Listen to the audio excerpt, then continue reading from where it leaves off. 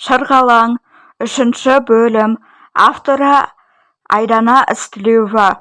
Достар, мені жоғалтып алмас үшін менің каналыма тіркеліп, лайк басып, мені қолдап қойыңыздар. Мен алдағы уақытта көптеген қызықты аудио әңгімелер шығаратын боламын. Бәрі ду күлді. Тек жаңағы сыныптасымның группаласы ғана күлмеді. Жай ғана кешіріңіз қарындас, егер кедергі жасасақ. Біз аяқ астынан кездесіп қалдық. Осы районда жүрген едік деп қолын кеудесіне қойып кешірім сұрады. Мен үндемедім. Столдан тұрып, бәрі екінші залға билеуге кетті. 4-5 қыз үстелді жиыстырып жүрміз. Бір кезде жаңағы жігітке көзім түсті. Қараңғы бөлмеде телефон зарядтап қасында отыр екен. Екеуміздің көзіміз түйісті. Кейін мен де билейтін залға өттім. Бәрі светті өшіріп қойып, бидің түбін түсіріп жатыр. Соңымнан жаңағы жігіт кірді. 2 өлеңнен кейін вальс қосылды. Бәрі бір-бірімен билеп жүр. Ыңғайсызданып, енді бөлмеден шыға бергенде қолымды біреу шап беріп ұстап алды. Ойымда сол жігіт болды. Себебі есік жанында тұрған еді. Сөйтсем, өзімнің сыныптасым екен, жаңағы мені мазақ қылған. Сара, сен менің досыма ұнап қалдың. Егер ренжімесең, агентімді берейін. Сені білемін ғой, жақсы қызсың. Бірінші сенен рұқсат сұрайын, деді. Сыныптасымның мен туралы жақсы ойда екені мені таңғалдырды. Вечер бітіп, бәріміз тараздық.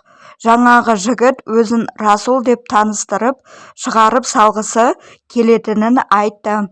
Екеуміз оңашада біраз сөйлесіп, бір-бірімізді ұнатып қалдық.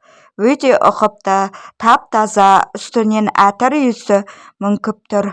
Тістері маржандай, аяқ киімі жылтырап тұр. Бір минусы болмады. Менің алғашқы махаббатым міне осы кезден бастау алды. Екеуміз күндемей, түндемей телефонмен сөйлесетінбіз. Мені айналайын, ботам, көкем деп бар еркелігімді көтеретін. Бәрін алып беруге тырысатын.